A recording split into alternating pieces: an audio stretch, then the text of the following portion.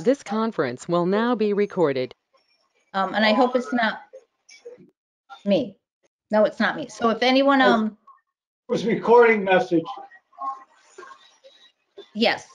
But if anyone is where there might be other things playing or someone else watching TV, if you can mute yourself while not talking, that would be great. So welcome everyone to our ANCAN Blood Cancers virtual support group. Very important for these times during COVID where no one's getting out and not being able to socialize with other human beings. And also, we're pretty new.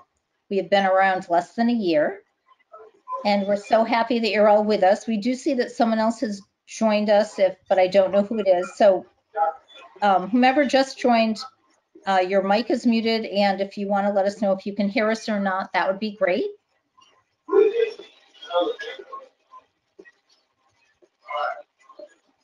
It's Lynn's background music or background noise. And he's muted, unless he's on two different devices. That could be. Okay, so usually we go around and everyone introduces themselves, which we've done some of it. They'll tell us what they have. And I'll start out with, I'm Michele Nadeem-Baker, and I'm in Boston. I'm a CLL patient, and I am currently in remission, but not complete, but that is probably ended. And I'm back and watch and wait from some things that I'm seeing and from what I was told, but it won't be called officially now until the end of March. So I'm taking that I'm still in partial remission until I'm told otherwise. And I'm delighted that we have our support group, and I've met a lot of you on social media, and it's good to have you here in person. And you may have seen me on Patient Power with my reports, which has been mostly CLL, but I also do some other blood cancers as well. So welcome. And we have Richard Farmer. Richard, would you like to tell us a bit about yourself? Oh, Richard, you are muted now. I'm muted. Oh, there we are. Okay. Yeah, sure. Well, my name is Richard Farmer. I'm a psychologist by training, and I have multiple myeloma. For those of you who read Cancer magazine, which at least arrived in my mailbox today, there was an interesting article about multiple myeloma and some options. Myeloma is a blood cancer. To date, there is not a cure. And the Cancer magazine is supporting the idea that there are options for those of us with multiple myeloma. And I thought it was kind of interesting. At this point, a little juvenile, but I thought it was kind of interesting. So I'm glad to be here. I'm 7 years into this disease, and I'm here to help. So welcome. Thank you for coming, and we'll have some fun. Michele? And you know, Richard does, I don't know if he actually has a leather couch in that office, but he has an imaginary one for each of us if we need it. Due to his profession. And some of you know Tom, we've already gone through that with some, that he is the CLL pharmacist online. Tom? Yep, so I'm Tom Henry, and I was diagnosed in 2015 with CLL. And I have the 17p and the 11q deletion, which is two of the more concerning from a prognostic basis. At least it was historically. It's less so today. So about 7 months after I was diagnosed, I started treatment with ibrutinib, which did a really good job of keeping the CLL under control. And I have never had any symptoms of CLL, never had night sweats, fatigue, weight loss, and any of those typical B cell symptoms. Never had swollen pancreas or lymph nodes that you could feel. Yes, on a CT scan, they were enlarged. And in 2018, I attended ASH out in San Diego. I became aware that at MD Anderson, they were doing a clinical trial with a combination of adding venetoclax to the ibrutinib, and then I went and saw more information on it at ASH 2019. So in December last year, I talked to my doctor and said, hey, I know you guys don't have a clinical trial here, but what do you think of trying this? And he agreed. So I did advocate for myself that, this was something I would like to try. And he said, we're not sure that the insurance will pay for it, but I am retired military. I spent 39 years in the Air Force and the Air Force Reserve. So I have really, really good insurance, and they approved it on the first day of the addition of the second drug. So after 7 months on that, I'm in complete remission. I have undetectable disease. And what they did was a fairly new test called the clonoSeq test, which they look at 1 million cells, and they were unable to find a single CLL cell remaining out of 1 million cells. So that was really, really, encouraging. So I went from having, at diagnosis, about 75% of my bone marrow was infiltrated with cancer. After the 4 years, almost 4 years on just ibrutinib, it was down to 10%, and now there's none. So there's hope out there in the world for CLL. There's a lot of exciting things coming down the road. And for those of you that don't know it, I do have a blog and a website. It's www.cllpharmacist.com. You're welcome to join. We talk about lots of things with the CLL. So it is kind of specific to the CLL world, but, I'm also willing to help anybody else with any of the other, blood cancers. And, it's not my strength area, but certainly I'm willing to research it and help. So Tom, you're off all medicine now, is that right? Or related to CLL? So I'm not, because we just did a bone marrow biopsy to confirm that. So the clonoSeq was with a blood sample, and I just had a bone marrow biopsy done 2 weeks ago to confirm that that's also clear, but there's none in the blood. And typically there's about a 95% correlation between the blood and the bone marrow. So we're hopeful that it is, but until that happens, and my doctor is reluctant to take me off of everything because I am a 17p deletion and they tend to relapse quicker. So I may stay on a low dose of the ibrutinib after, if this clonoSeq comes back also undetectable. For right now, I'm living with the assumption that it's clean. And which trial is that you were included on? It's not a trial. So, okay. So there are several trials out there. I have a couple of them listed on my website if you're interested in learning about them. One's called the Captivate, and then one's being done at MD Anderson. And so they're out there. But as I said, my doctor said, hey, if your insurance will cover it, then I'm willing to try it. So we did it outside of a trial. So you had 7 months of venetoclax? So I've been on venetoclax. As of March 1st, it'll be a year. So I would assume that at that point, my next appointment is in March, but we're waiting for that clonoSeq to come back, which probably will be like another week. It takes 3 to 4 weeks to get that result back. And did Okay, you go thank you. So you've been off ibrutinib since you started venetoclax? No, I stayed on both. So I've been on the combination, and the insurance covered both.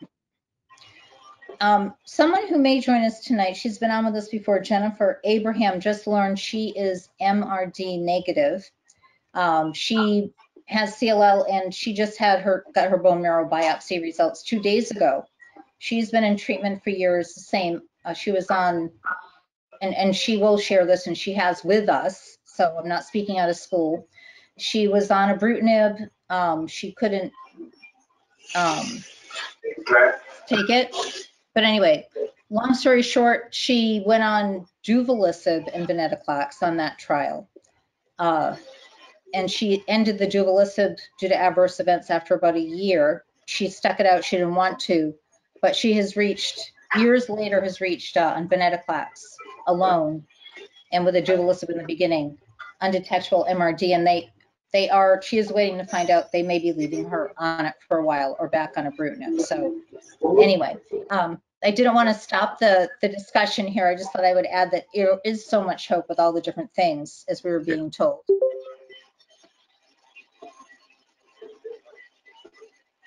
So, Lynn, would you like to tell us about you? And then if others. Okay.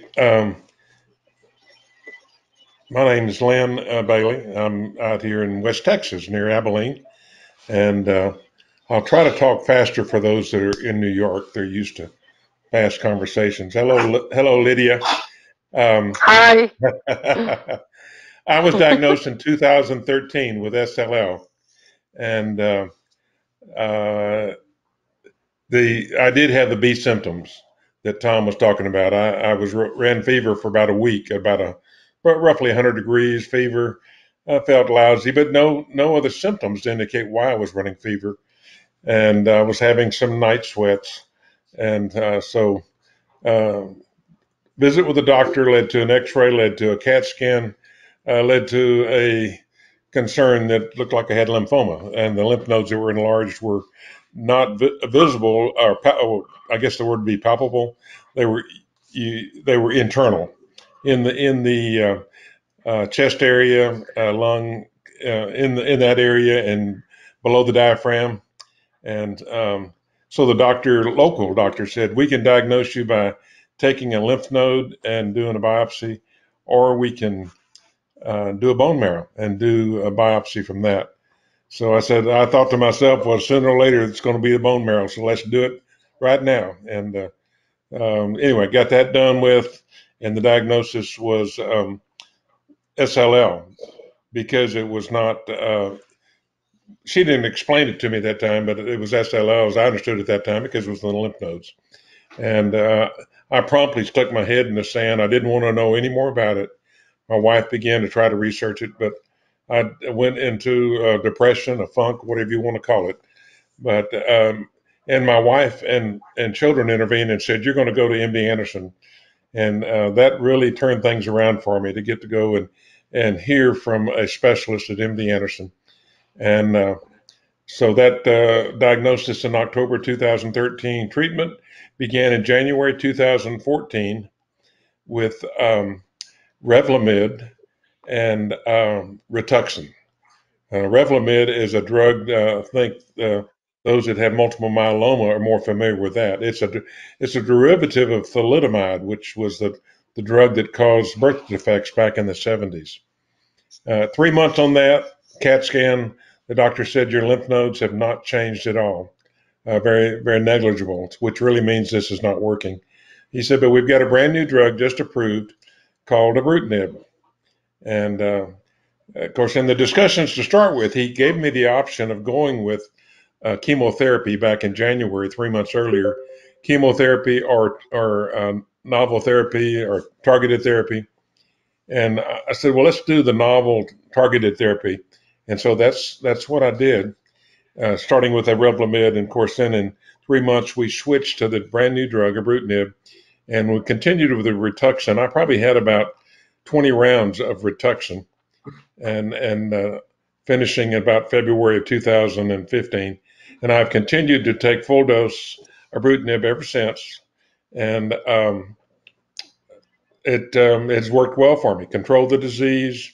I do have the side effects, but not terrible side effects of ibrutinib. So it's been a drug that I can continue to take. I am interested in talking to the doctor in my next appointment in a couple of weeks now about can we add something else to this that will allow me to eventually get off, kind of like what Tom did. There, can we try maybe venetoclax if the insurance will cover it? So that's kind of where we're headed for. I was 67 when I was diagnosed, and it'll be 7 years this coming April, or since I started on ibrutinib. So that's enough for me. Anybody? Back to you there, Michele. Anybody have any questions?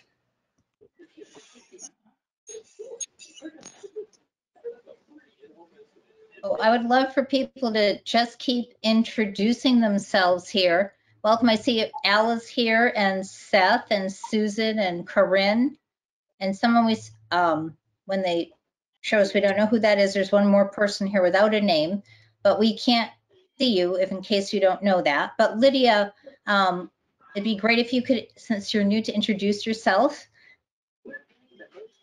Okay, I'm Lydia, I'm 51. I was diagnosed back in 2017, November 2017. And that's when my anxiety and my depression began. I couldn't take the fact that I had CLL, I couldn't accept it, and I still can't to this day. I suffer with health anxiety. I get up every morning with an anxiety attack. I haven't had treatment yet, and I'm terrified of it. And basically, I cannot accept that I have it, and I'm just, battling with anxiety and depression at the moment, every day. I'm on Advil at the moment for it, but I'm gonna go see a new psychiatrist that I have so he can put me on antidepressant. I'm terrified of CLL. I still can't believe I have it. I cry a lot during the day. I know that there's a lot of good stuff for it now, better than before, which was only chemo. But I'm just scared. I'm just terrified of it, that I have this disease, So and I'm Lydia, just having a hard time with it every day. hey, well, Lydia, welcome, because I think everybody in this room has had a similar set of feelings at one point or another. The thing that I would say to you is, have you managed to hook up with other women or people who are kind of in the same position as you are, newly diagnosed and still waiting for treatment to begin, and just feeling lots of anxiety about that? It is, by the way, very normal. And if you were to learn anything else from tonight, it's a real sense that everybody in this room has gone through a very similar package of feelings. And I want you to know that you're not alone. And what's really, really important is for you to seek out other people who are in a similar position, because they can be very, very helpful. Thank you. I just want to get back to normal, and it's really hard for me to get back to the person that I once was. Yes. Because all I do is think CLL, CLL, CLL. And when I get up in the morning, it's CLL, CLL. And the anxiety comes on, and I cannot function. And it's just so hard to have this disease. And I know that there's worse out there, but I don't know why it hit me this hard. Yeah. I have family members that try to help me out. My husband is very good to me. I joined this when I first got diagnosed. I joined this group called Health Unlock CLL support group. I don't know if you guys are familiar with it. And in the beginning, they until this day, they helped me out tremendously. But I don't know. I don't know what it is that I can't get back to the way I was before because CLL is always there. It's always there. And then every little pain that I feel, any little thing that happens to me, I think is the CLL doing something to me. Yeah. And then the treatment scares me too because of the side effects. I mean, they do have good treatments out there, but then they have side effects. So yeah, I think that, it's normal to have. Can I just jump in for a moment? I think Yes, this is a really important discussion, but why don't you let everybody introduce themselves and then come back to it so that at least you know who everybody is. And this is a great topic to pursue, but get around the initial introductions. You've got other new people, so just get in quickly with and let everybody introduce themselves and then come back to health anxiety. It's something everybody can relate to on this call and will be a terrific subject to unpack once you've introduced everybody. I think a lot of people probably do want to discuss that tonight, Lydia. And thank you so much for sharing something that's so difficult and that we've been there. Hold on with that so we can come back to that. Let me say one thing in terms of my own experience, and then I'll be quiet. All of us have experienced the same set of feelings and emotions that you are experiencing. And so, one of the messages is you're not alone by any means. And you can take some comfort in that, that idea that you are not alone. We're with you. We've all been there. And for whatever reasons, we've been able to put it somewhere else for the time being. So best thing you can do, absolutely best thing you can do, Lydia, is exactly what you're doing right now. And I'll be quiet. Thank you. Thank you, Richard. I see more new faces. Corinne. Hi, you look like you're outside. Hi, I am getting some fresh air. So my name is actually pronounced Corrine, out in California here. And I was diagnosed, I think I'll start crying.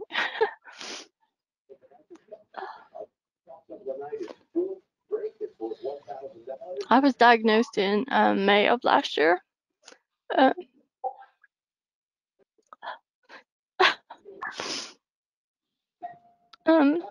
Similar to Lydia. Well, I'm not on any treatment. It's in the watch and wait stage. And I'm even scared to go get my blood test. They want to do one every 3 months, and I just haven't done it. And part of it's because I'm with Kaiser, and I'm afraid they're not going to give me the newest or the best drugs or information, and I don't know what to do. And maybe they are, but I just wanted to find out more information on that and what is the newest treatments for SLL, CLL, and I think that's it. Hey, Corinne, can you go back to the Kaiser comment that you made? Richard, let everybody introduce themselves first, and then you'll come back and we'll unpack all these issues. I think we've sort of done that to We a large haven't done it, Richard. extent. You've got Sally, you've got Al, you've got Susan, you've got Seth, you've got Ashley And Jackie. and Jackie. So please let everybody introduce themselves. Let's make everyone welcome into the group. And yes, these are very important issues. I can certainly help with the Kaiser stuff, but let's get everybody in first. Corrine, you've taken the first step, like Richard said. Thank you. And we're going to unpack that once we get through everyone introducing themselves. Okay, thank you.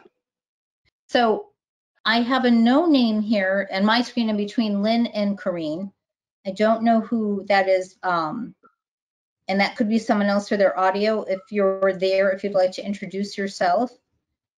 Let's go with people we can see since we're not. Farran, hi. This is your first here in meeting people. You introduce yourself a little bit to a few people. But Farran, could you tell everyone about yourself? Sure. So my name is Farran. I am living in Atlanta, Georgia. Just briefly, I was diagnosed with non-Hodgkin's lymphoma, CTCL, back in July of 2010. And I've done all kinds of chemo, radiation, you name it. I've pretty much done it. I've been off chemo for a little over a year now, and I'm doing the watch and wait. I have a PET scan next week to be restaged, and I'll be good. I'll get to know what's going on with me, but that's about it. Thank you. And Farran, also, as well as Ashley, are in our young adult cancer patient group here. So thank you both. There's now 2 of you, and that's great. The numbers are growing here, and thank you so much. And Farran actually has so much more to share, and we'll get to that after everyone introduces themselves. So I am looking for, I think everyone else has been here at least once before. I know I haven't gotten to a lot of people yet, but I just want to get to Sally because she's been here from patiently waiting, and then we'll get to everyone else to introduce themselves. Sally.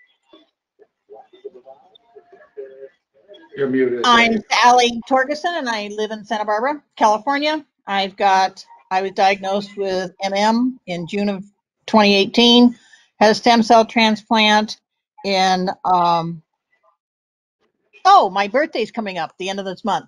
In 2019. I'm in stringent complete response, MRD negative, and I've become a myeloma coach to help people with MM wade through all the things that we're wading through here, plus everything else to do with myeloma. And I like this group because it's a mix of people and conditions, and it helps understand what's going on with all the blood cancers. And I'll let everybody else go, but it is really important. This is just backing up Michele, to turn off your mics when you're not speaking, because I must have a very sensitive computer because I can hear all the background noise. And Al, yours is the one that comes in the most. So Sorry. Anyway, talk to you later. Thank you, Sally. I had myself muted. I forgot for a second. Let's see. We have who have I not heard from? Ashley, Susan, Al, and Seth. Okay. Seth, welcome back. Thank you for coming again. You're muted. Thank you. Thank you. I'm glad I could make it back again. After the first meeting I joined, I promised I would be back, and then an organization has been giving online seminars about an issue that's very important to me, and they seem to have settled on the first Thursday of the month for all of them, so I haven't been able to rejoin. But I'm very glad to be here. it's special. I don't, have a chance to talk with other myeloma patients, and so I really appreciate this. Anyway, I have multiple myeloma. I was diagnosed in 2014. I had a stem cell transplant in spring of 2015. Unfortunately, I only got about 16 months of benefit from that before my myeloma started to reappear. I'm now in cycle 52 of a clinical trial from Sloan Kettering that is a combination of 2 monoclonal antibodies that is working extremely well at controlling my myeloma. For that, I am immensely grateful.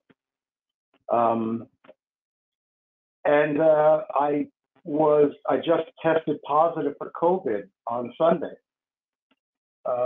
Fortunately, it has been, all my symptoms have been mild. I just went for the monoclonal antibody treatment at Sloan Kettering yesterday. So, God willing, it's all going to get better from here. Seth, good luck with that, man. They have pretty good progress, and good luck with it. Yeah, it's very frustrating. I can't imagine how I got exposed. I've been very careful, wear a mask everywhere I go, and my opportunities for exposure have been pretty limited. Supermarket, pharmacy, or doctor's appointments. So I have no idea how I was exposed, but as I said, so far all my symptoms have been mild, and I have a lot of hopes for the treatment I received yesterday. And this is Thursday evening, and I started feeling symptoms back on Friday, Saturday. So I'm well along. Well, thank you for sharing that. And I do hope I hope that it continues to be a mild case. Oh, we lost Al. I guess oh no, there you are, Al. I'm sorry. Everybody moved a little. So I thought we lost you. We lost someone else, I think. Ashley, welcome. Could you introduce? Sure. Can you hear me? Okay. I'm Ashley. I was diagnosed with ALL in October 2018. I was 30 when I was diagnosed, so I was still considered young adult enough to get the pediatric treatment of chemo. I did 2 rounds of that, and then it was decided that transplant was best for me, so I got a transplant in 2019. And I get my 2-year bone marrow biopsy after transplant in April, and that'll be my final one, fingers crossed.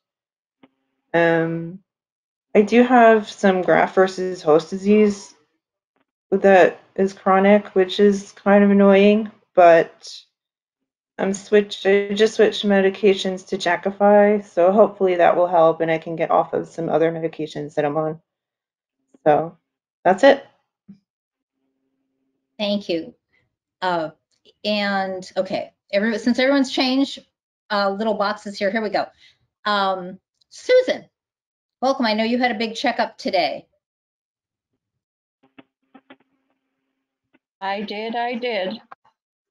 So my numbers have gone up again, and we're looking at treatment soon. She said no rush, but my numbers are going up, and the fatigue and the sweats and the lymph nodes are big, like grown enough. So we're looking at 6 months. I got lots of paperwork. think we're going to do the 6 months. That's okay. Where is it?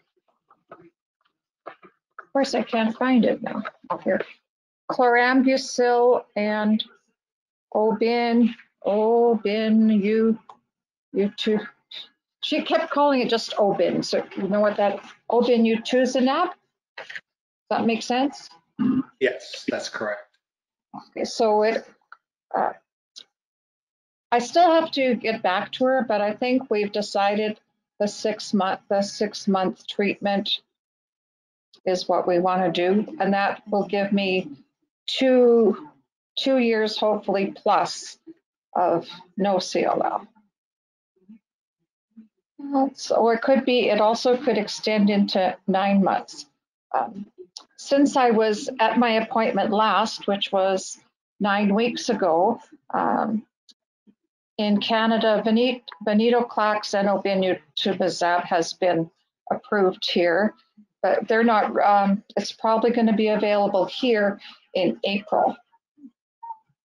And she didn't like she said, yes, it's a newer, better, but she didn't recommend me waiting for it to be all like set up and that. So probably before the end of the month, I may be starting treatment. And yes, I was nervous, Lydia. I was so nervous to go today, but take a day at a time. And thanks, Michele, for being there during my appointment. We had a little bit of a texting because I couldn't find the email that had the info for tonight, and I didn't want to miss it. So that's it for me. And just so everyone knows, Susan is in Canada. So when she's saying approval, yeah, I'm the token Canadian. So you may have been able to tell by her lovely accent, the lilt in her voice. Thank you so much, Susan, for sharing that. And you said that it would start at the end of the month or in 6 months? I'm sorry, the end of the month, potentially.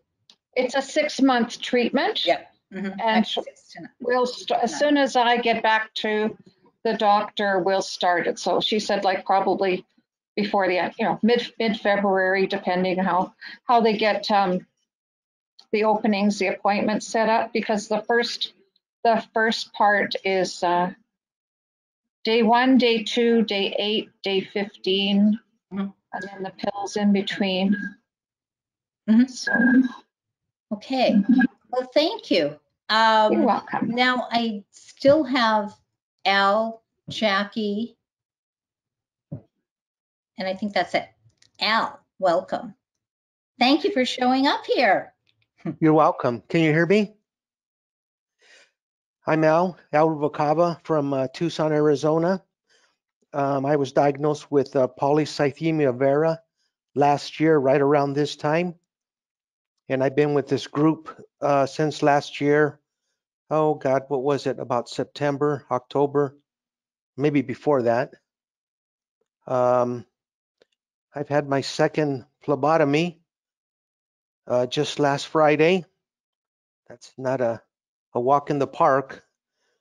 It only takes about 15 minutes though, but I don't know how many more of those I'll get, but like Susan says, it's a day at a time. Lydia, you're not alone. We've all experienced everything you've gone through. And just like Susan says, it's just a day at a time. We just keep going, can't stop. Thank you.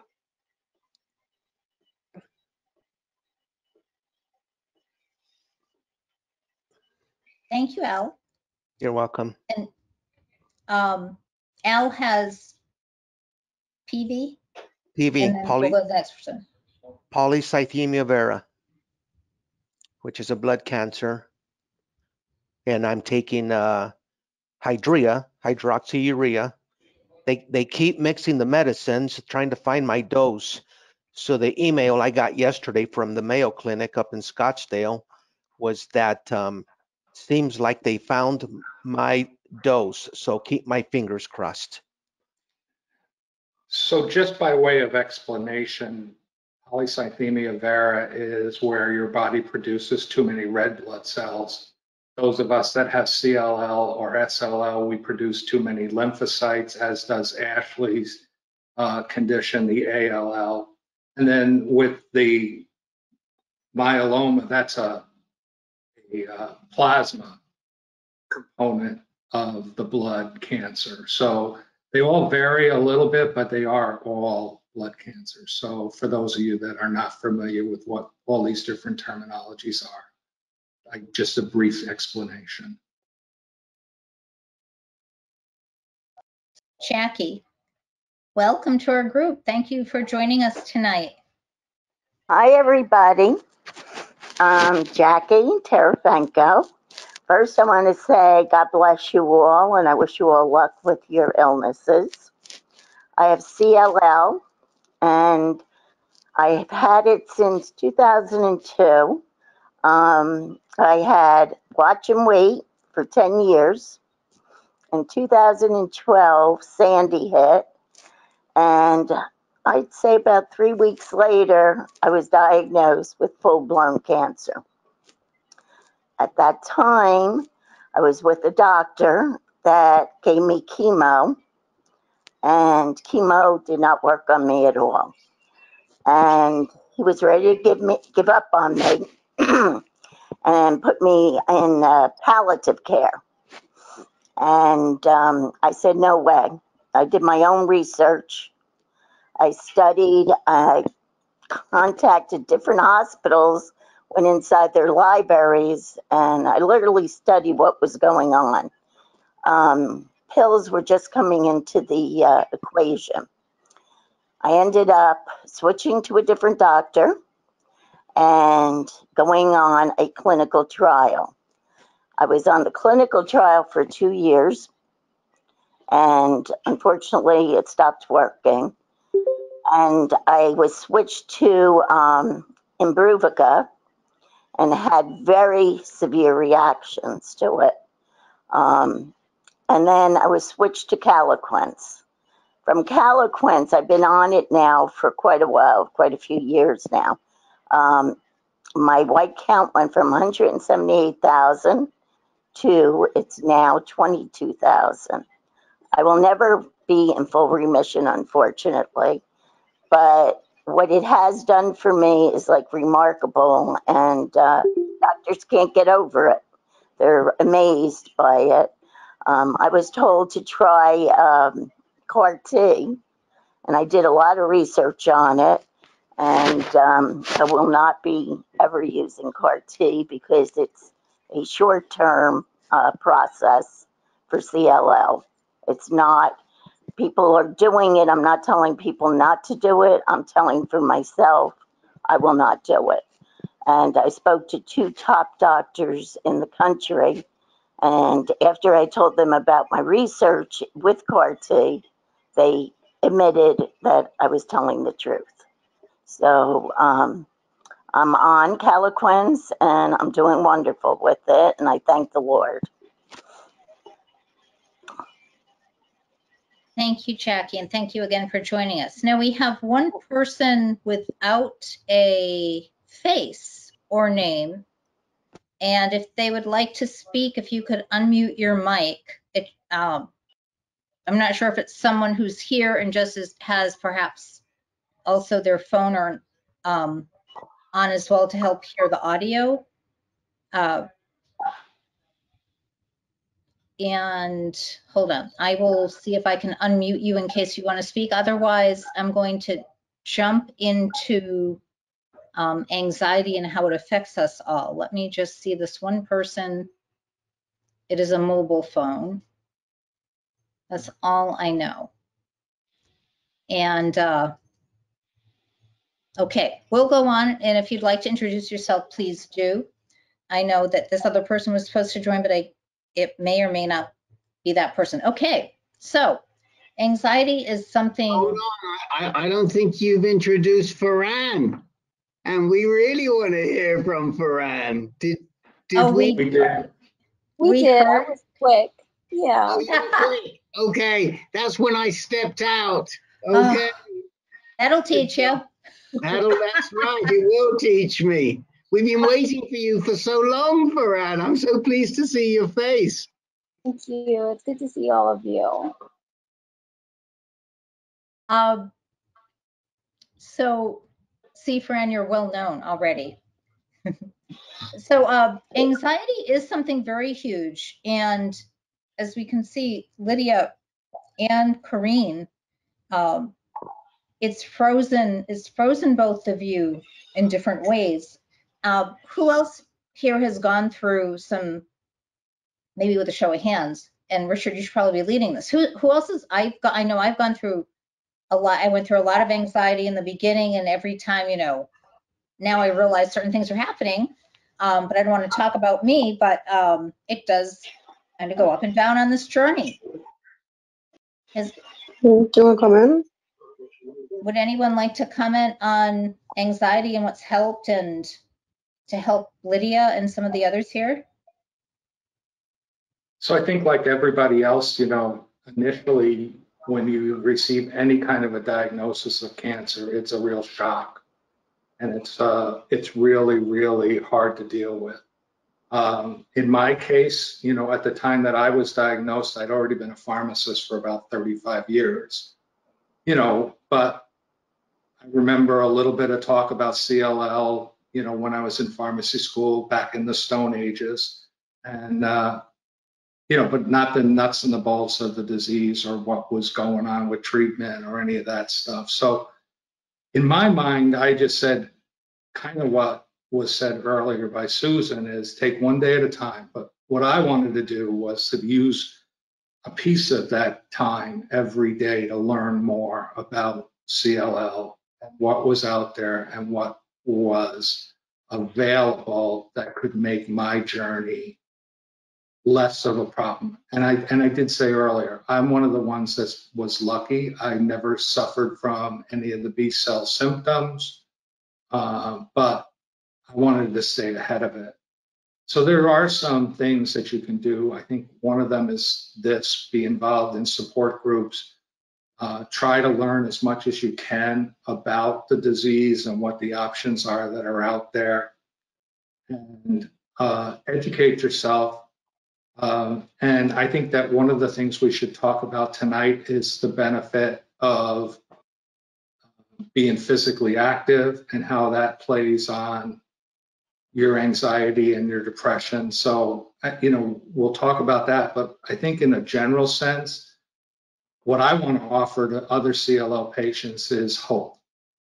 And so there is a lot of hope out there. There's a lot of new drugs coming out. When we first started with the first targeted drug that was not chemotherapy, we've talked about it earlier, was ibrutinib. And in honesty, that was a miracle drug, because for people like me that are 17p deleted, we do not respond to chemotherapy. And so in 2000, the life expectancy of somebody like myself that was a 17p deleted patient was 36 months. And I was diagnosed in 2015. So as of September of this year, I will be 5 years. So I have beat the old time odds with that drug, ibrutinib. And now, actually, by adding venetoclax, I'm undetectable MRD. So just to give you an example, when they do this test that I was talking about earlier, they look at your original sample. And when they looked at 1 million cells, I had 1.3 million clones in that 1 million cell sample. And when they did the second one in October, there were less than 1 in 1 million. So they couldn't find 1 cell in 1 million. So just being able to look at that level of detail, and now to combine drugs. So like what Susan was talking about, of very often, and this is stuff that we learn from solid tumor cancers and other cancers, so breast cancer and things like that. Very often, 2 drugs are better than 1. Sometimes 3 drugs are better than 1. And it's just a matter of managing the side effects. So when I added venetoclax to my ibrutinib, I didn't get any new side effects. So there was no price to pay for adding that second drug. So, I've been very, very lucky, but I do maintain a very active lifestyle. I worked full time. I worked up until September 1st of 2019. I had a full-time job and a part-time job. I'm 71 years old. Most people my age are sitting in a rocking chair and retired, and I was still flying more than 100 flights a year because I did travel business. So it's just a matter of, I think, setting your mind to saying, I can beat this. I can lick this. And with the help of a doctor, I will beat this. One of the things that I really, really recommend is that every CLL patient should see a doctor that specializes in CLL, if at all possible. So Lydia, you live in New York City. If you're not currently seeing a specialist, I think you need to make that consideration. And if you, want information about specialists, I can get that to you. I already have one of the tops, Okay. Dr. Lamana. Okay. She's excellent. She really is. Mm-hmm. Okay. And we share the same birthday. Well, see, you got something in common. Mm-hmm. And she's also, in addition to being top, she's also something unusual, which is empathetic as well, and has a great bedside manner, which I can't say about all of the CLL specialists. I told her that I never had a doctor like her. She hugs me. What doctor does that? She's amazing. Let me add here that what helped me a lot, besides going to my specialist, I'm sorry, hold on, was participating in some of the patient power and CLL Society meetings that they had. I went to MD Anderson 2015, and I heard Dr. Lamana, and I heard Dr. Michael Keating. They were like rock stars to me. They were involved with research. Michael Keating had been involved for decades, and they had such enthusiasm. And just like Dr. Lamana's gave Lydia a hug, Dr. Keating is known for the hugs that he gives his patients. And so it was reassuring, not only to hear what they had to say, which was so much good news about where the research was going, so much better than what we're hearing with other types of cancers like pancreatic and lung cancers. CLL is leading the way on new treatments. So it was a very positive experience to me. And I read the blog of Brian Kaufman, his early blog that he wrote going back to 2009 when he had the stem cell transplant. Those sort of things were helpful to me. Wish you the best, Lydia. Oh, can I just say something, for anxiety, that I found doing meditation is like unbelievable helpful to me. And I recommend it highly because there's days that, I've had to get really bad news. And when you get the bad news, let's all be honest, we all get very depressed over it. And when I started doing meditation and putting myself in a happy place, as they call it, the happy place, we each have a different happy place. It did wonders for me. I don't just have CLL, I also am handicapped. I hardly can walk because I have rheumatoid arthritis. I have chronic bronchitis. I have COPD. I have emphysema. So I have a lot going on, and yet I wake up and I smile. And it's because I'm here. I have grandchildren, and the longer that I'm here for, the longer I get to see them. And the one thing that I'm not, which is really unusual, I'm not afraid of dying. If it's my time, it's my time, because I do believe in God. I don't want to suffer. That's who I am. And I go beyond, and that's why I do all the research I do, because I do not want to suffer. I have cancer. I've accepted I have had cancer. I've had it all these years. And doing the meditation, like I said, I recommend it to each and every one of you. Learn how to do it. It's going to get you to a different place within yourself, and it helps a lot, you know. And I just wanted to recommend it to you all. Yeah. So Thank you, Jackie. You're welcome. This is Rick.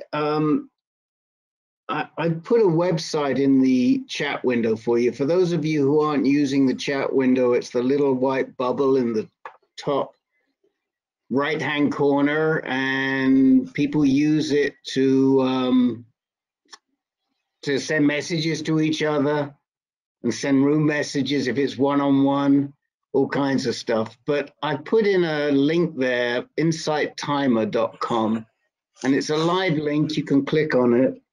That's a really wonderful free site for all kinds of things, in particular meditation, to help you sleep. There are tapes that you can play when you're going to sleep. You can hear rushing water if you like that. You can listen to all kinds of stuff, and it's a website we recommend. And I think some of you might enjoy it. So make a note of it. Take a look at it later. Lydia, check it out on your iPad or your phone. And I absolutely endorse what Jackie just said. The benefit of meditation is keeping your mind in the moment. And one thing that I have paint on my desk here, I think Al has heard this before. I think I've even told this group before, but this is something I heard from somebody, and then all of a sudden, another person gave me the source. The source is a Chinese philosopher called Lao Tzu, and he says, if you're depressed, you're living in the past. If you're anxious, you're living in the future. And if you're at peace, you're living in the present.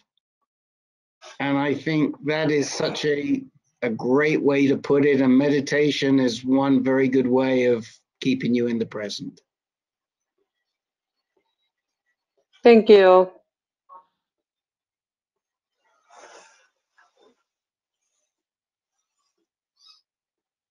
Anyone else One thing, have? Oh, go ahead. I'm sorry. it's okay. One thing that helped me was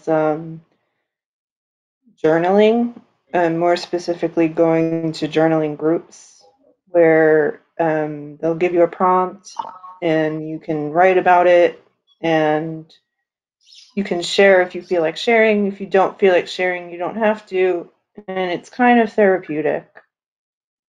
You can find journaling groups online. I know of one that I could put in the chat from Gilda's Club Madison. You don't have to be in Wisconsin to go to that one.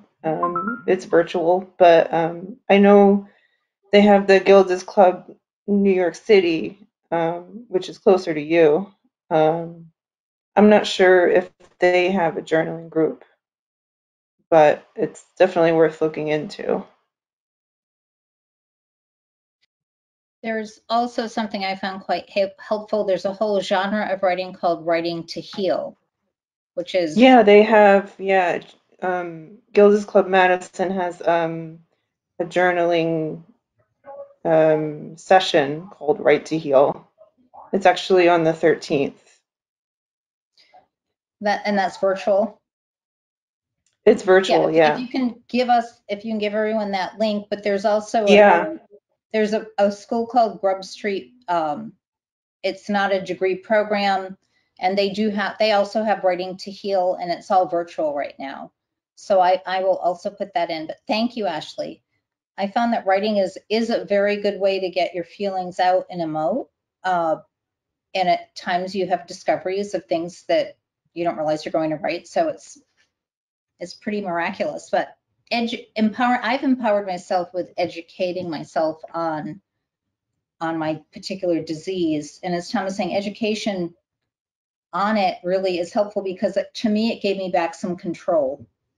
And that by learning about what it is that's happening and what's out there, I really also thought it was a death sentence. I was scared. But then once I started learning and seeing all these wonderful things that are in the pipeline and things that have come to fruition since I was first diagnosed, and that these drugs are happening, and that there's just so many choices now. Patients actually, in many cases, have choices of the different combinations.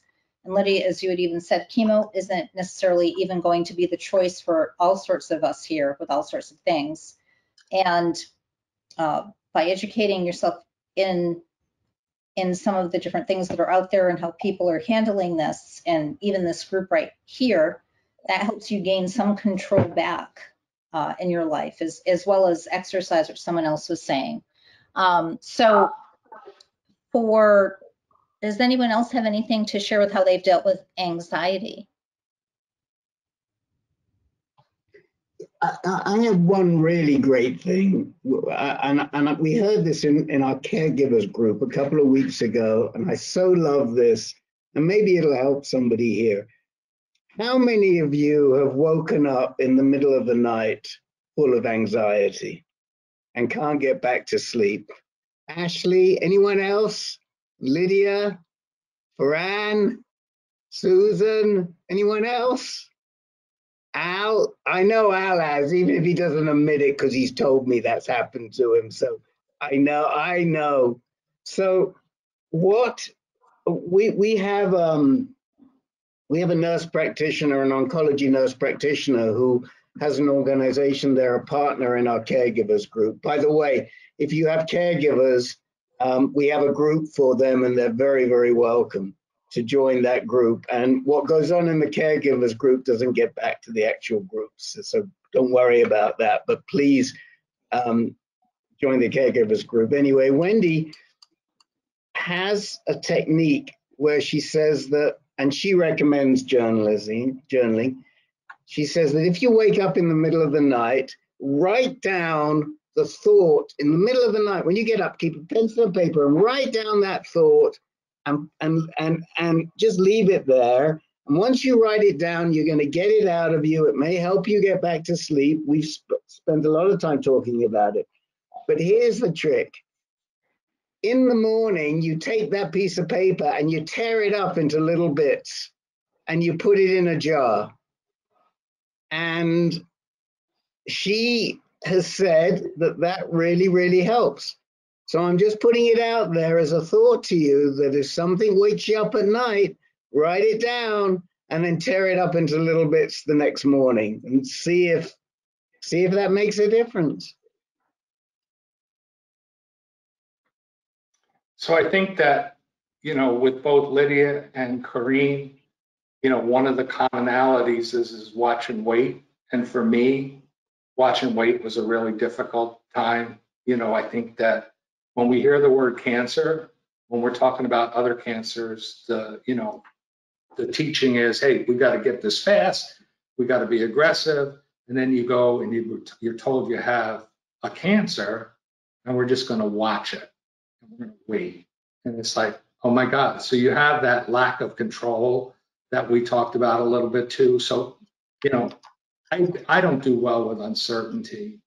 So when I was doing these temporary assignments, they would all start out as a 3-month assignment, and I would be in there running a hospital's pharmacy. And then they would extend me, like a month at a time. But it was always uncertain, when was this going to end? Could I make travel plans when it was over? And, my anxiety goes up when I am not in control.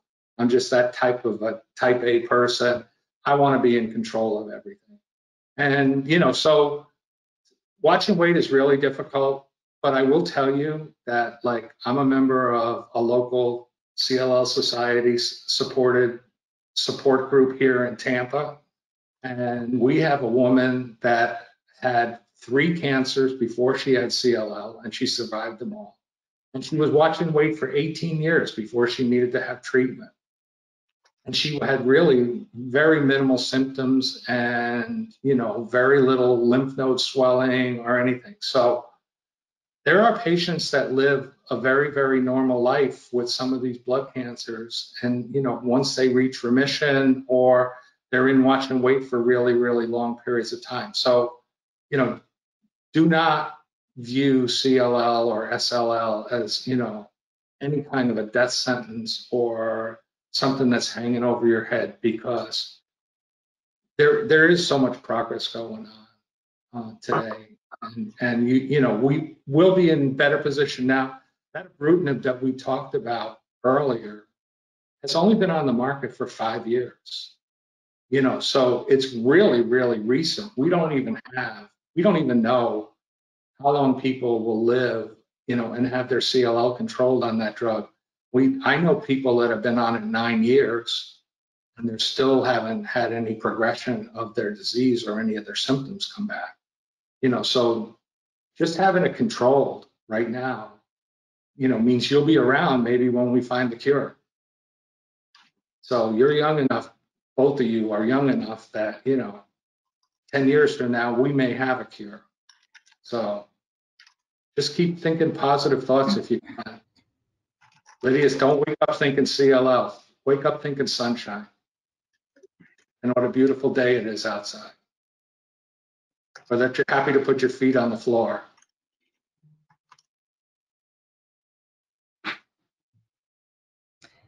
Green's joining us in darkness out there. Yeah, I know.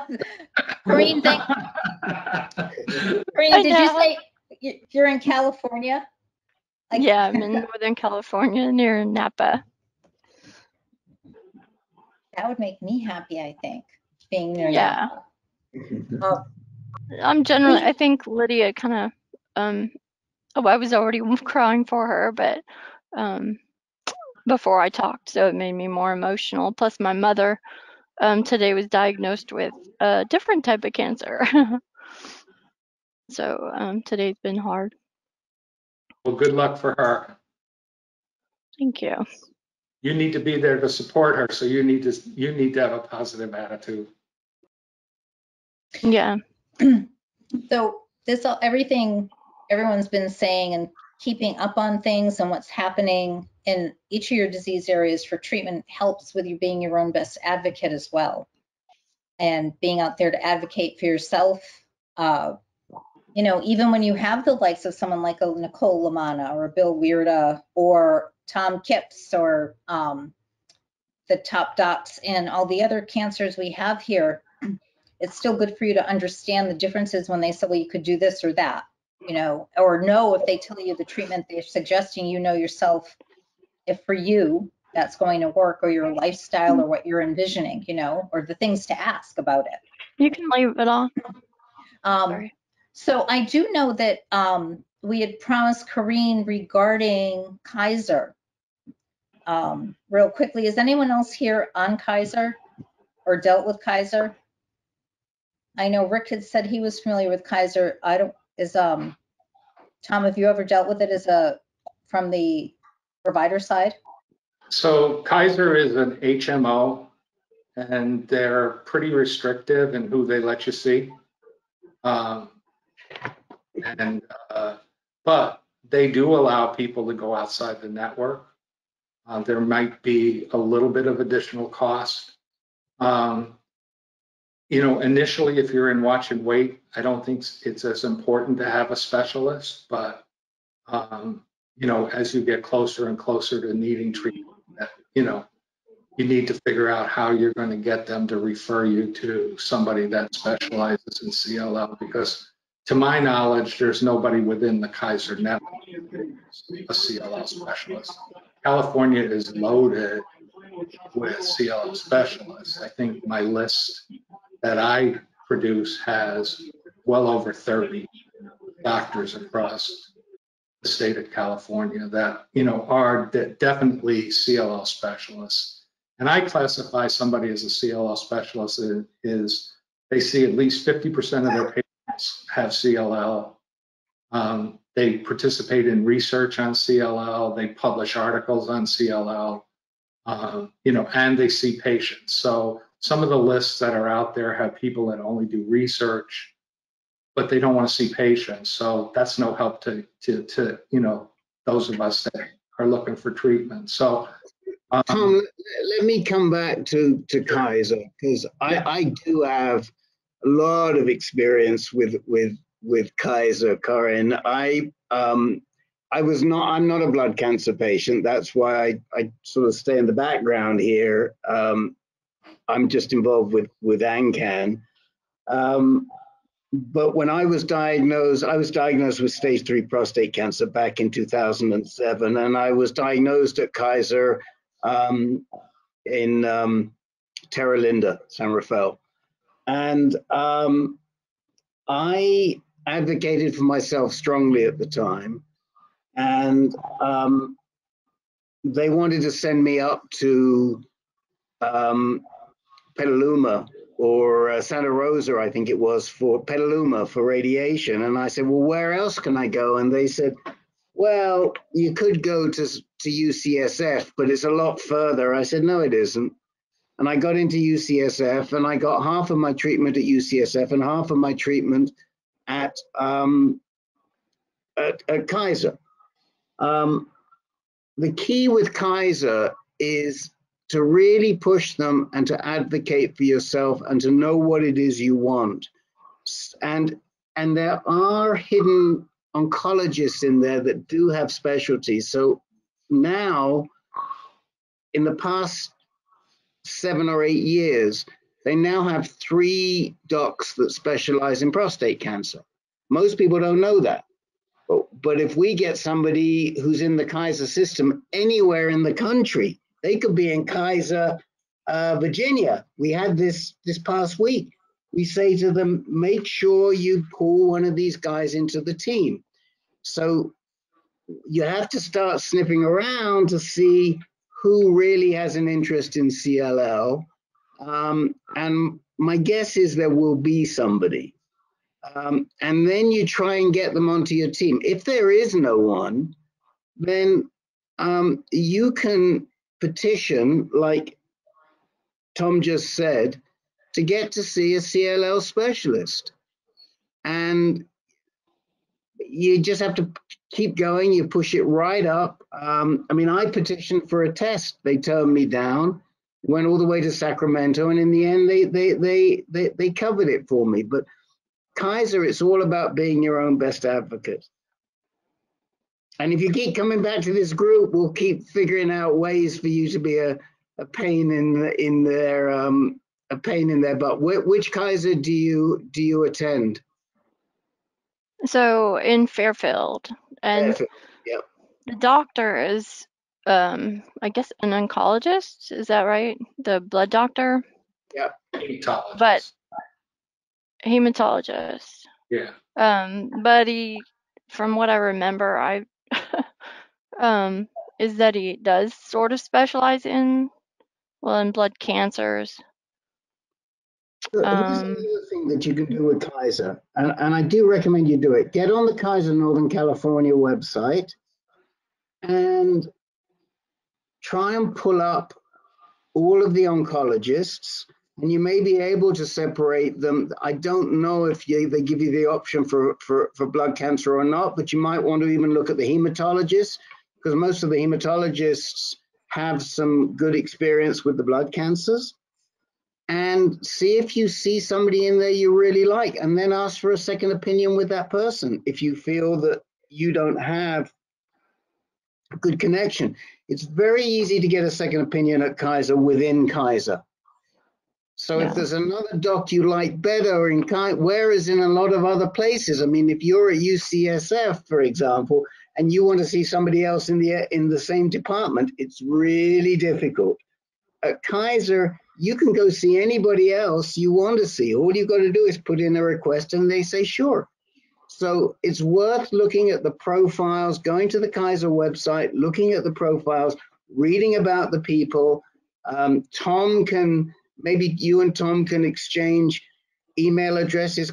Tom can tell you the best hospitals in the country that train people in CLL. And then what you do is you go look and see, well, who's done a residency at this hospital, at that hospital. Let's just say it was Memorial Sloan Kettering or Dana-Farber. I don't know. I don't know CLL. But you then look and see, well, who did their residency, who does blood cancer work and did their residency at that hospital? Because that already puts them a step up. So this is how you become your own advocate. And it's true for everybody on the call, but especially at Kaiser. Yeah. Well, this doctor was actually out of the Vallejo facility. Okay. But like right now, my medical is up where you can change to like Blue Cross or something. I'm not sure what or Anthem. Yeah. Right. And you can switch to that right now, but I'm worried about the cost and going through everything with the new doctor, or should I stay with Kaiser and all that? Well, did you say that you just recently got diagnosed and you're in an active surveillance and you're in active surveillance? Yeah, last May I was diagnosed. I have had it since probably February last year. You've always got, if you think you're going to keep having the option, don't change right away. See if you can find the right doctor at Kaiser. Once you get to the point that you need more specialized treatment, Kaiser practices to a community standard, which is what Tom said. Mm-hmm. And it's the same for any of you that are in wayward places where you've got a general oncologist looking after you. You know, not everybody's in New York. So Al had this same issue. And fortunately, we were able to move Al on his situation, move him up to Phoenix to a hospital that specializes in polycythemia vera, which is fantastic. But if you're in an area where you tend to have a general oncologist, they're fine until the point in time where you need something special. And then it's very hard to get something special. So, as Tom said, if you're in active surveillance, you may well be in a great position right now. And use this to see if you can find a doc that you can establish some faith in at Kaiser. And if you can't, a year from now, and maybe that's the time to switch over to Anthem Blue Cross. And you have to do your homework. You have to ask them. You have to see the policy. You have to ask them how much it's going to cost you within the policy. If you want to go to, if you're in Napa, but you want to get treated at UCSF, you've got to make sure that UCSF is within the network. So there's no point in going to Anthem Blue Cross if UCSF still isn't within the network, because you've got the same problem again. Oh, can I say something? Of course. Oh, okay. Thank you. Corinne, I just wanted to let you know, because you mentioned financial issues and so forth. I don't know if everybody on here realizes that if you go to lls.org and they will help you financially, and they give like $8,000 a year, which isn't much, but it's still a help. And it helps with your pharmaceutical bills and so forth. Also, so you know, contact Cancer Society. They also have a financial. And I'm sorry, Corinne, I didn't hear, what is your diagnosis? She's an SL. So they said CLL, but technically SLL. Okay, so you would definitely be able to go to lls.org and also for Cancer Society. And in your case, you have family. Sometimes that also, they'll help with transportation and so forth. As far as my medicine that I take for cancer, I get it 100% taken care of because there's grants out there. So, you know, there's help. I don't want you to be frightened and say, well, where am I coming up with all this money? There's a lot of help out there for finance. And you're watch and wait, am I correct? Yes. This is what I'm going to tell you to do. Go party, girlfriend. Go have fun. Forget about everything, because once the time comes that you're not watching waiting, you got to do treatment, you're going to be dealing with treatment and doctors all the time. Go party. Go have fun. Have a couple of drinks. Relax. That's the best advice I could possibly give you. Party, party, party. Thank And you. you're welcome. And hugs. Yeah, hugs, hugs. Farran, you've had some experience with LLS. Do you want to just talk about that? Okay, they are amazing. I cannot say enough good things about them. Randomly, I got a package in the mail about a month ago. They sent me like this cozy blanket, like just because the people that work for them are very knowledgeable. They do have a lot of really great resources, including financial aid, but also like support groups. And of course, you know, they do like a lot of fundraisers, like the night, I believe it's called. That's usually like in September. I highly recommend reach out to them and see what information they can provide to you. So for those of you who don't know, LLS is the Leukemia and Lymphoma Society.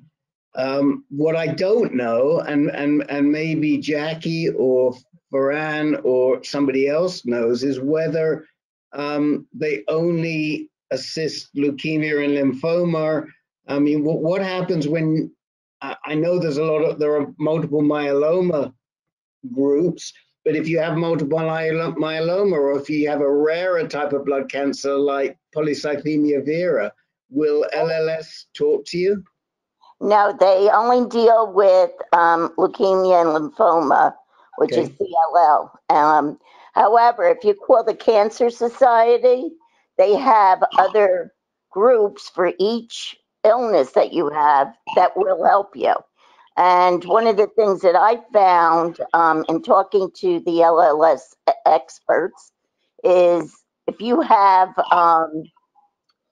what do you call electric bill or whatever, they also have things for that. And they told me if I need help, I could go over to the lymphoma group as well, and they would also help financially.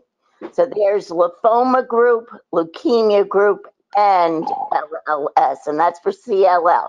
However, Cancer Society, if you have other illnesses, will help you.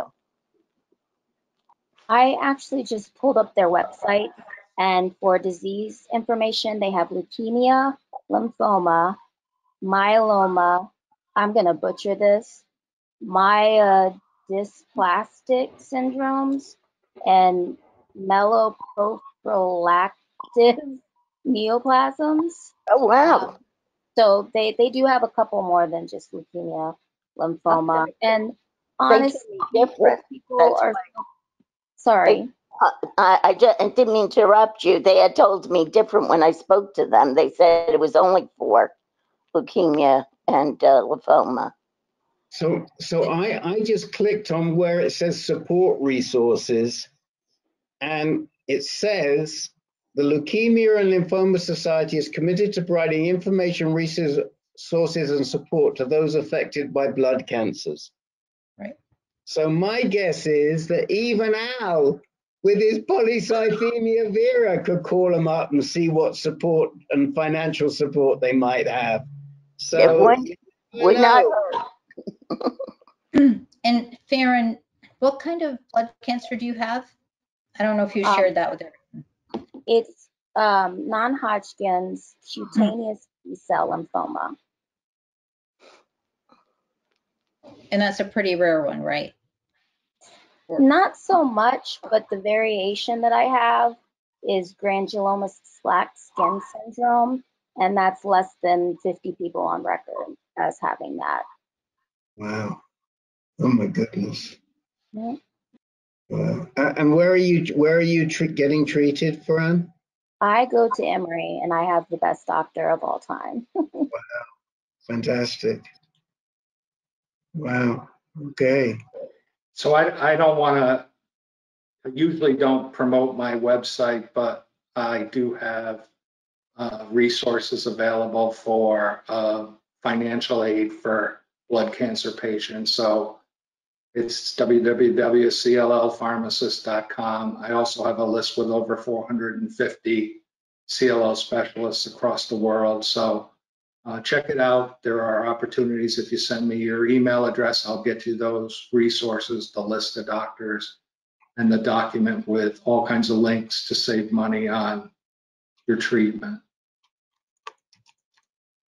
Wait, I'm just putting the website in the chat window for everybody. Thank you, Rick. Absolutely avail yourself of all of these resources. What we will do when we post the blood cancer group to YouTube, we'll copy the chat window in there. And by the way, the chat window is saved on all your computers. You just have to figure out where. If you're on a PC, it's saved in documents. You'll see it there in documents, but you can go back, pull back the chat window, and so you'll have Sally just put a list of SLL, CLL specialists in Northern California for Corinne. There's all kinds of good stuff going on in that chat window. So there you go. Thank you, Sally.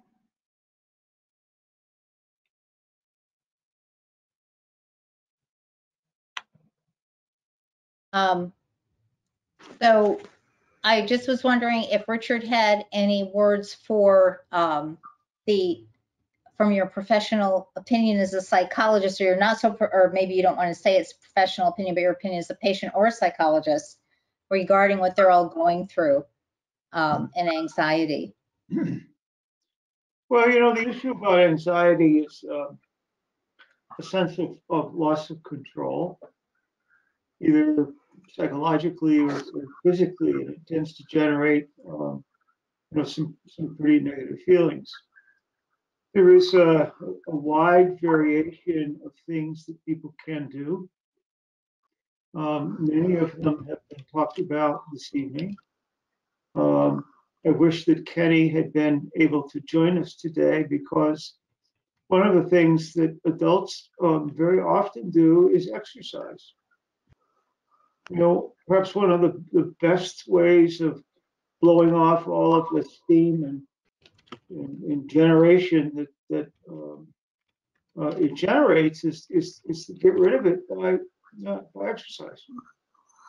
And there's a million other techniques and processes that people have used and developed. And most of them are pretty simple, actually, and remarkably, most of them work. So you have to sort of figure out what works best for you. And then on the basis of that, you can use it. And the techniques are pretty amazing. The list of things that I've seen is just extraordinary. Things that make people feel much less anxious. But try, experiment, and I think the best advice that I could give you is to experiment. See what works. Try everything, and see what works best for you. My therapist said to do intentional breathing. They have guided breathing as well. A lot of guided breathing videos just on the internet. That can actually really help with stress, anxiety attacks too. Yeah, well, actually, it's everybody has their favorite thing. I will tell you, mine is walking. And when I'm feeling uptight and angry at the world or myself, or somebody, going for a walk does great things for me. Other people I know swim, ride a bicycle. There's also what we haven't talked about are the negative things that adults very often do, and that's what you have to be really, really careful about. So if your habit is to go to the refrigerator and pull out a 6-pack of beer, every now and then I get it. We've all done it.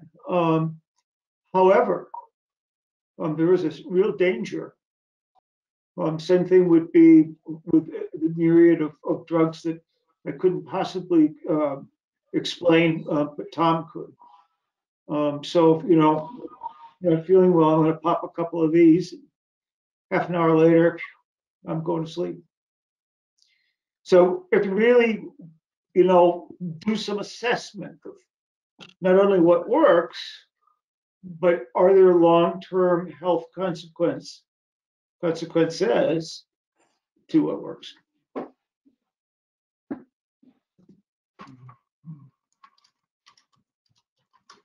So Tom, since you probably had PT every morning for all those years, maybe you should you should sound the bugle. Well, I was Air Force, so we're a little softer than those Army guys like your hubby. So I will not arm wrestle him anytime soon, I'm sure. He actually had tried that. He told me with the kids when they were little. They wouldn't get up early. Then he tried the bugle. He had a trumpet. Then he tried, but he didn't know how to play it. But then he tried water, and that didn't really work. You waterboarded your children? No. Splashing water in their faces so they'd get up and exercise and get up in the morning for school. Yeah, no, not quite that. But I even have a hard time in the morning now while it's dark. These dreary days we have up here anyway in the Northeast. But I find that working out does help, especially the harder I work out, the better I feel, which is kind of weird because I haven't been doing a whole lot of anything lately. So maybe we can all inspire each other on this. I'm seeing all these little notes in the chat about things that make people, that get them going and take away their anxiety or sadness. I don't know if anyone's seen them, but it's great. I've seen video games, baking. I like to blare the music and dance around the house sometimes. So that's what else? Rick, what do you do? Oh, I exercise. I that's largely what I do. I get out and exercise. I either row. I've got a rowing machine. I've got a rowing scull. I got a bicycle. I put the bicycle in the trainer. One of those things. So, and it works. So yeah. This has been really great. Is there anything anyone else would like to share? That they wanted, or something they wanted to ask about before we sign off today? If I may, I have one thing to share. I just came across this amazing quote in talking about advocacy earlier. We did a vision board party at the end of December, and one of our members gave me the most amazing quote ever. And it is, "You can be a good person with a kind heart and still say no." So not overloading yourself, not feeling like you're bothering your doctors or anything with any issues that you might be having, not overdoing anything, respecting your body and giving it the time it needs to rest. You can still be kind, still a good person, but you have a right to say no, or that you need to slow down. That's perfectly fine. Very good.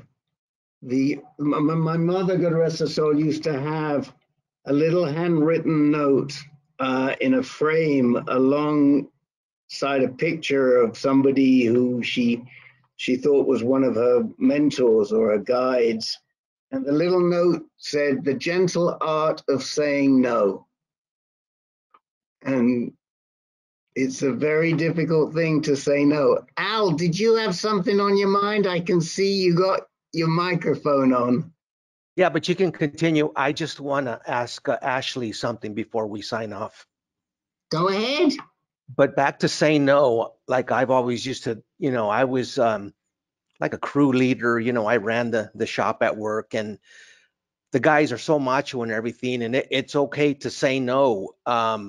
It's like for a guy to say, "I love you." The more you say it, the easier it is to say.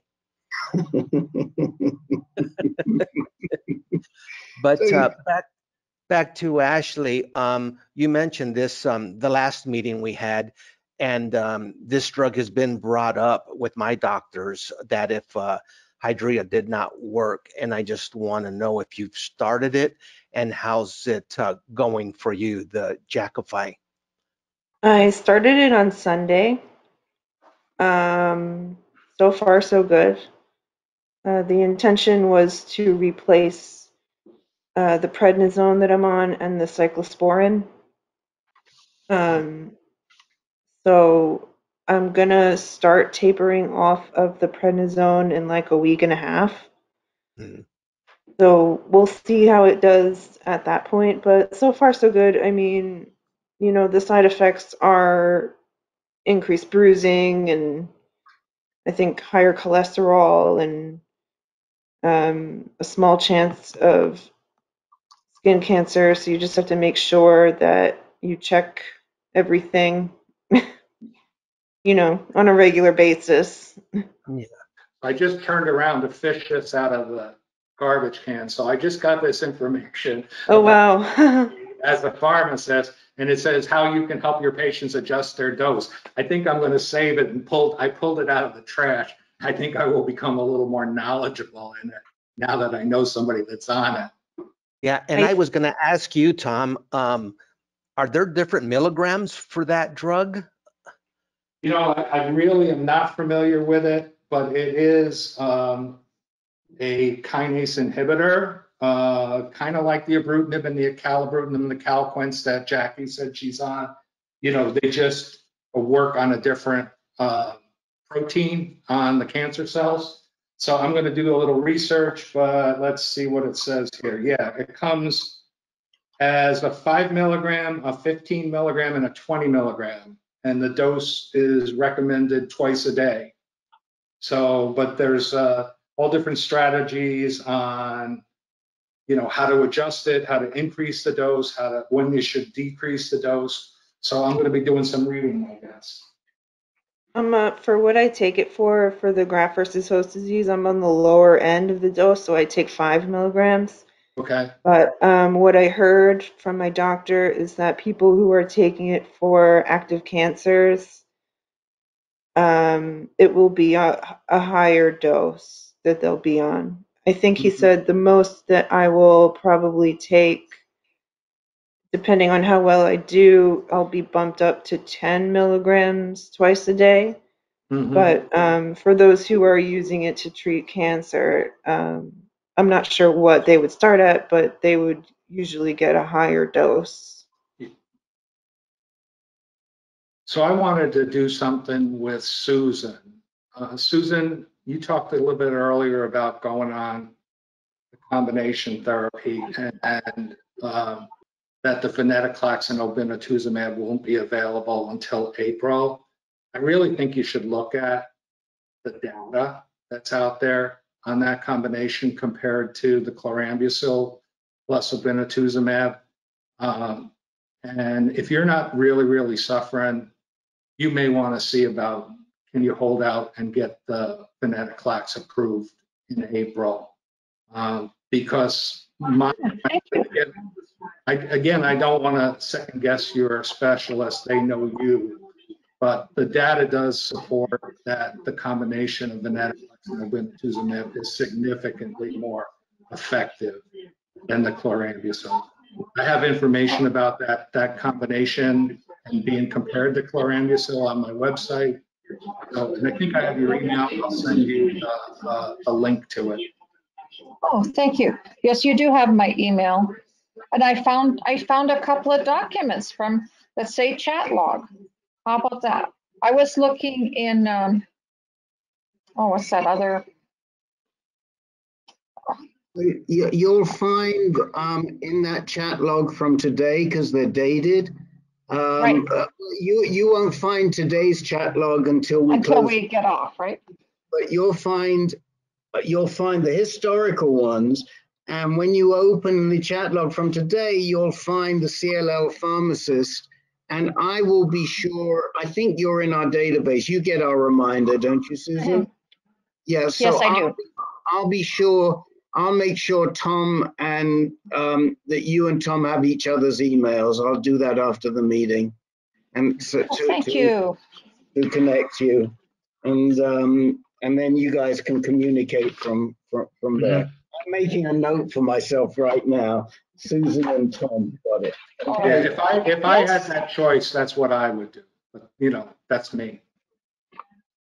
Well, I did ask her whether I should wait.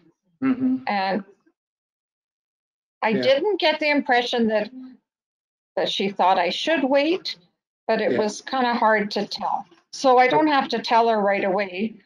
So with more information, that would be good. Are you having severe symptoms or a lot of nodes? No, just more symptoms than I've had in the last 2 years. Well, let's chat by email. Okay, thank you very much. You're welcome. Okay. Thank you, Lydia and Karine. This is why you come here. Lots of knowledgeable people and support. Okay. Yep. Thank you again, everyone. Our next meeting is the first Thursday in March. And hold on, I want to give you that date. Thank you. That's right, because we're in February. And it's not leap year this time. That's right. Doesn't mess us up. So on March 4th, same bat channel, same bat time. For anyone who was old enough to remember Batman. And this has been great having you, Lydia, Karine. I hope we have helped. Yes. And I actually saw Lydia smile for a few times there, so that was a lot better than her early. Look at her, she's smiling now. You are. Yeah, good. Thank you, everybody. All right, so Thank you for inviting me, Michele. She's smiling because she's going to go out and party now. That's right. She coming over to your house, Jackie? Oh, it sounds good. She's welcome. Yeah, I think we should all show up at Jackie's house or at your new bar, Tom, if it's built yet. I'm sorry, what? Tom's building a bar. I can't believe how many pieces there are to put this bar together. I was getting this bar delivered, all assembled, and it's a Tom job. Oh, boy. Michele, do we have Lydia's email to put her on the reminder? Lydia had shared that with me earlier, but Lydia, if you want to put it in the chat to Rick. So, but yes, we do. I do. So we'll make sure you get a reminder for next week, next month. It's on February the 4th. March the 4th. March 4th. No, that's tonight. And March the 4th. Oh, shades of me.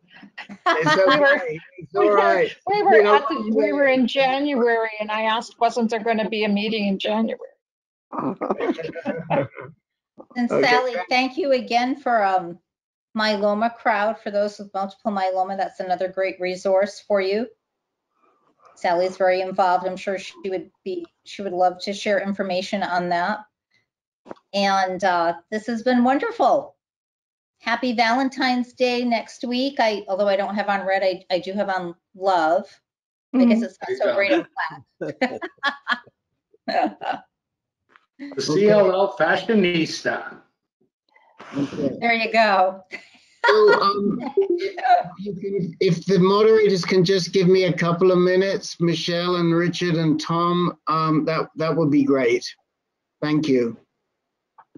Good night, everybody. Good night. Stay safe. Thank you. It's been wonderful. Good night. Bye.